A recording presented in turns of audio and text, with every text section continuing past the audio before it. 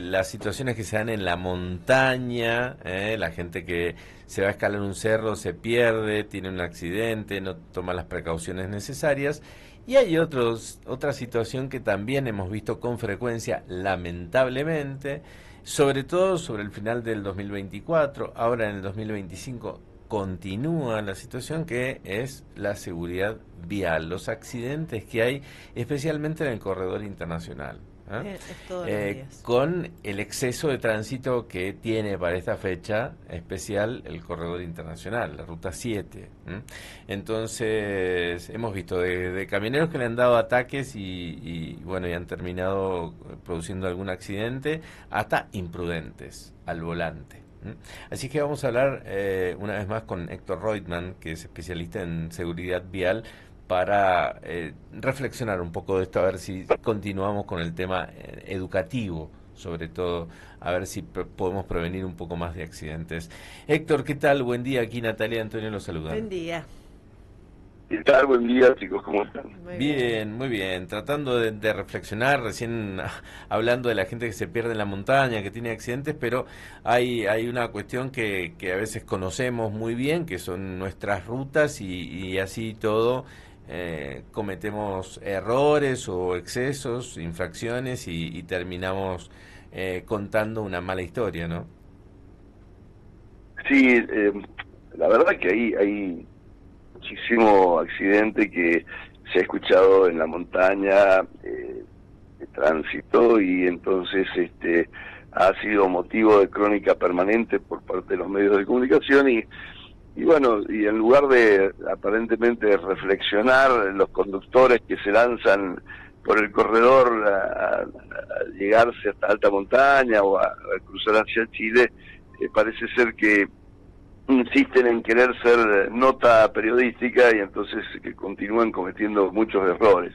Pero también es cierto que hay razones que escapan un poco a la voluntad por ahí de algún conductor que quiere hacer las cosas bien, y se encuentra con problemas de la ruta, problemas de otros conductores que son verdaderamente víctimas, en este caso, de accidentes. Y hablo de un corredor que está hace años en las mismas condiciones. Al contrario, todos sabemos que hay tramos que están verdaderamente destruidos en cuanto a su pavimento, pozos, etcétera, y sin embargo la densidad de vehículos se ha incrementado en forma notable. Nosotros siempre pongo un ejemplo, el de un gas. Uno toma un inflador y entonces empieza a inflar una rueda de una bicicleta, y a medida que se va comprimiendo se calienta el gas, porque nosotros estamos acercando las moléculas del gas unas con las otras, y entonces se produce más choque entre las moléculas. Y entonces, ¿por qué? Porque están más cerca una del otro. Bueno, esto es similar lo que está sucediendo en nuestra ruta. Entonces, si nosotros tenemos la misma ruta, las mismas condiciones, pero incrementamos notablemente la cantidad de vehículos, bueno, se va a producir necesariamente una mayor intensidad de choque, porque los vehículos ahora están más cerca uno del otro. Los vehículos, la posibilidad de interacción es mayor entre una y el otro. Esto, nosotros, si tenemos en cuenta que las estadísticas nos han dicho que se ha incrementado, se ha aumentado más de un 50-70% el tránsito de vehículos allá en Chile, por el tema de las compras en Chile, por haberse puesto de moda tour de compras. Bueno, es lógico que en la misma ruta, donde antes circulaban 100 vehículos y ahora tengo 150 vehículos, 170 vehículos, va a incrementarse el riesgo, va a incrementarse la posibilidad, y el accidente casi empieza a ser imposible de evitar, ¿no? Cuando llega una cierta saturación en una ruta, el factor de seguridad de esa vía, el factor de la vía que se llama, empieza a ser ya muy peligroso. Por eso es que se estudian las densidades normalmente en la parte vial, que uno dice, bueno, el factor de la vía es determinado por la cantidad de vehículos, el tipo de vehículos, dice, bueno, mira, al final es necesario aumentar la cantidad de carriles, porque en esta manera la interacción que hay va a ocurrir, sí o sí va a ocurrir algún accidente, o por lo menos van a haber congestionamiento, van a haber problemas muy serios en esa ruta. Nosotros, el corredor a Chile, pensemos que hay tramos enteros, larguísimos, donde los vehículos, por ejemplo, no tienen posibilidad de sobrepasar.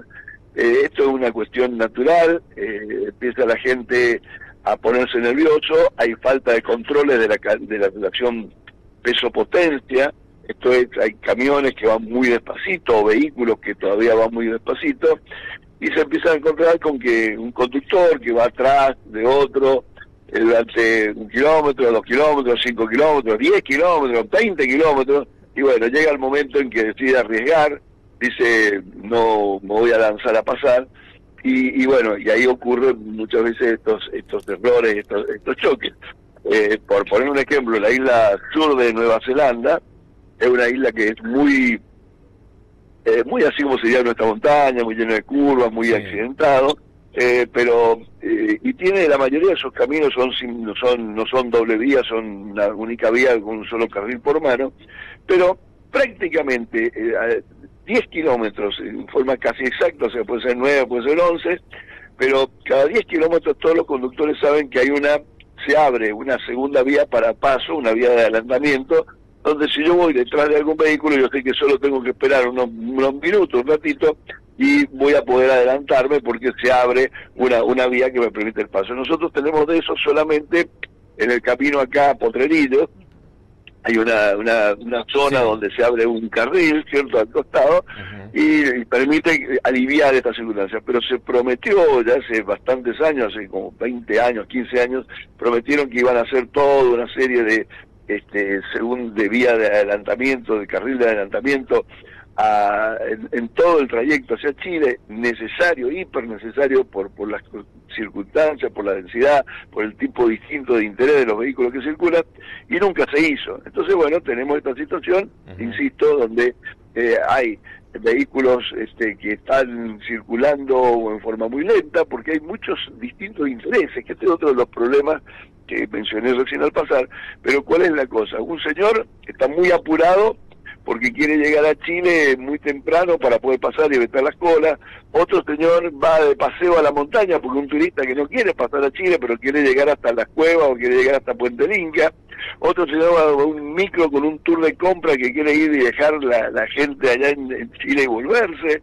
Otro señor va con una carga muy pesada en un camión. Bueno, entonces estos distintos intereses que circulan por la misma vía hacen que se transite a distintas intensidades, con distintas modalidades, y bueno, esto provoca necesariamente un choque. Si todo esto le sumamos lo que dije antes, banquinas que no tienen la seguridad necesaria, falta de guardarraíles en muchos sectores, pavimento muy roto en muchas partes, bueno, tenemos el cóctel perfecto para que esto estalle y tengamos esa situación, ¿no? Héctor, he escuchado atentamente todo y estoy realmente consternada por muchas cosas, por la claridad absoluta con la que nos ha descrito ese ecosistema fatal que tenemos que como usuarios poner en peligro nuestras vidas todo el tiempo, ¿no? Porque se ha convertido en una ruta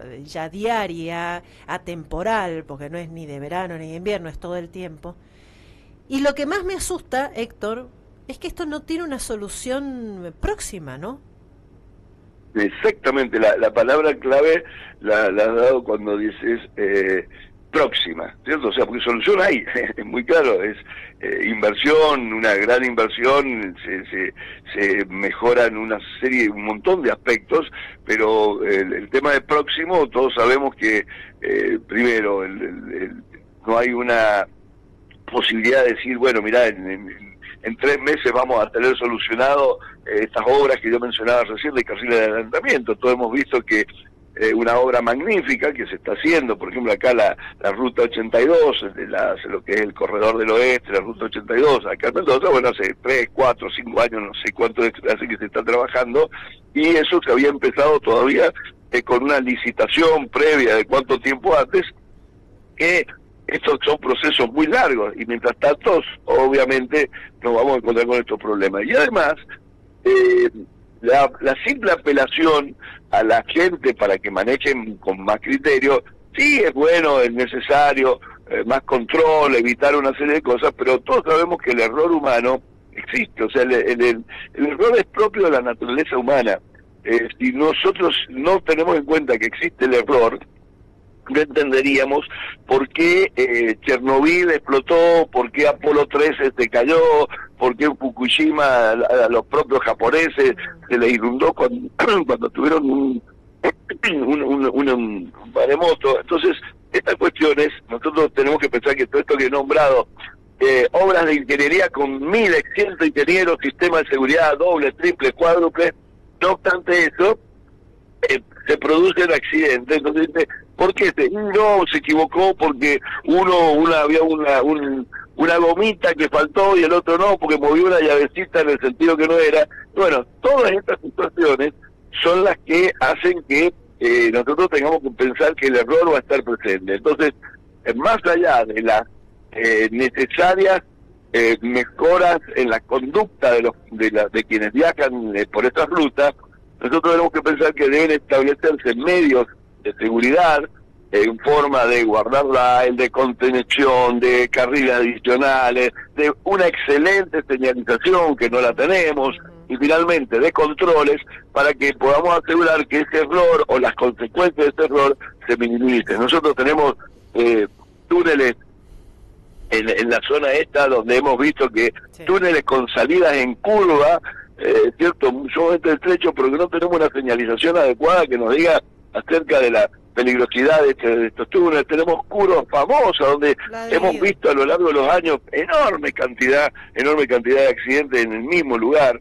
Entonces todo esto hace que, o sea, necesitamos rectificación de curvas, necesitamos una serie de cuestiones para que se invierta en nuestra montaña, porque si no, esto no solo no lo vamos a ver mejorar, sino que lo vamos a ver empeorar con el tiempo, ¿no? Bien.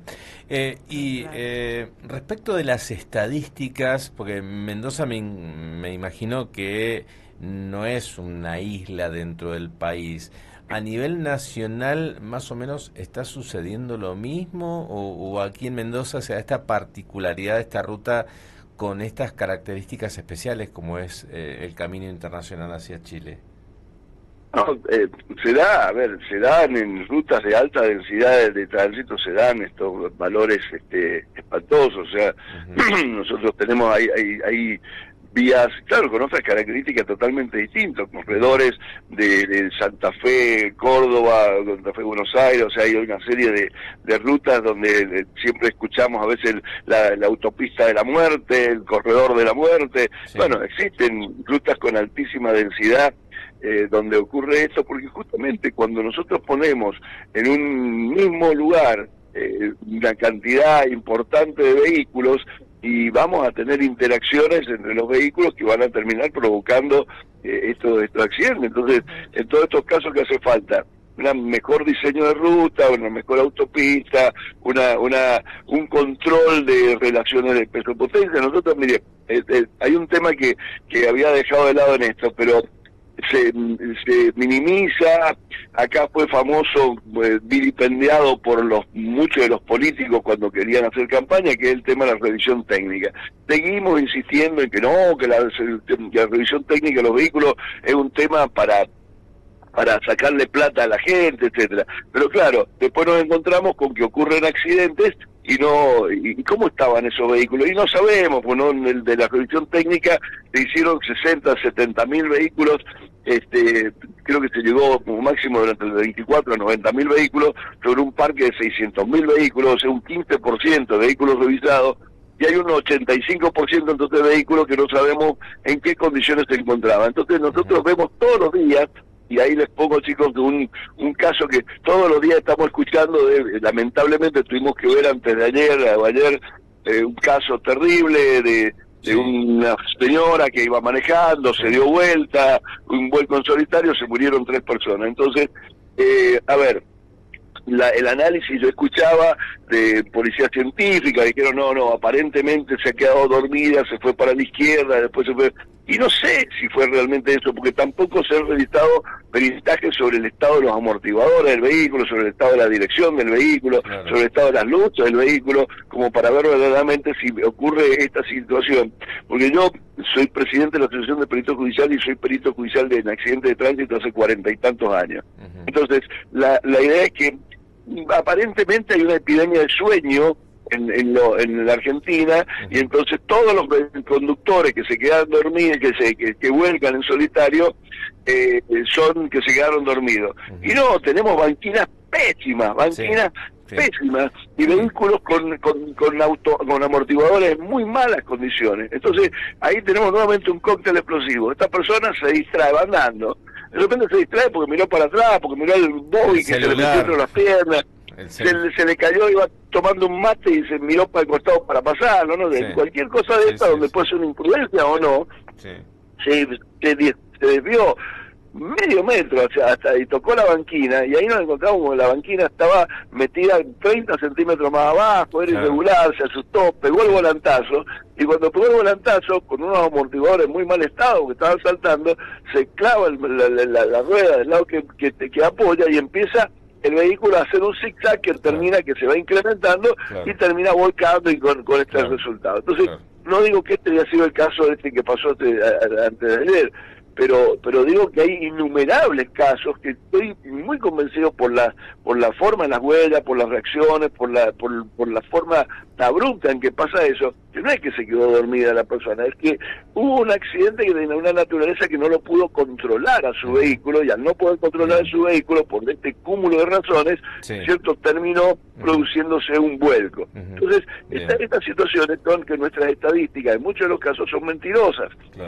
Mentirosas, porque no se hacen buenos análisis accidentológicos. Yo, la gente de policía científica, respeto terriblemente el relevamiento que hacen, porque hacen muy buenos relevamientos, vienen, hacen el análisis, dicen acá, la posición, tantos metros, miren la forma en que quedó, pero resulta que luego no tienen los medios, como para decir, voy a agarrar este auto, lo voy a llevar con una grúa o como sea a un taller de donde vamos a analizar a ver sus amortiguadores, su sistema de dirección, su sistema de freno, si estaban en condiciones verdaderamente. Vamos a analizar verdaderamente las condiciones en las que se encontraba la banquina y la influencia que pudo tener en la banquina o una serie de otros elementos. Acá en Mendoza tenemos hay elementos que son agresivos hacia el desvío. Tenemos, por ejemplo, los famosos sifones al costado de las rutas, que están a centímetros del borde de la ruta, que nosotros tenemos un bloque de hormigón para que pase por el aceite, y si nosotros pensamos que hubo un error de una persona, insisto, en algunas circunstancias es casi inevitable la condición humana, se sale a la banquina y se encuentra con un bloque de hormigón a 30 centímetros, 50 centímetros, y bueno, produce accidentes. O sea, estoy comentando, quiero que se entienda, que el accidente es un conjunto de situaciones que se presentan, una cadena de acontecimientos. Y esa cadena de acontecimientos no siempre es que la gente maneja pésimo. La conclusión puede ser sorprender a muchos. Bien, Héctor, le agradecemos muchísimo, que esté muy bien. Muchas gracias. Muchísimas gracias a usted por llamarme para dar la luz a ti. No, por favor. Adiós, hasta luego. Héctor Reutemann es especialista en seguridad vial. La verdad que todo lo que describe es tan cierto que uno no puede no coincidir con todo lo que dice, porque tiene razón en todo sentido. Así que hay que tener muchas cosas en cuenta cuando salimos a las rutas, y bueno, si está en malas condiciones, bueno, tratar de no ir como loco, ni distraído, ni distrayéndose, ni nada de eso.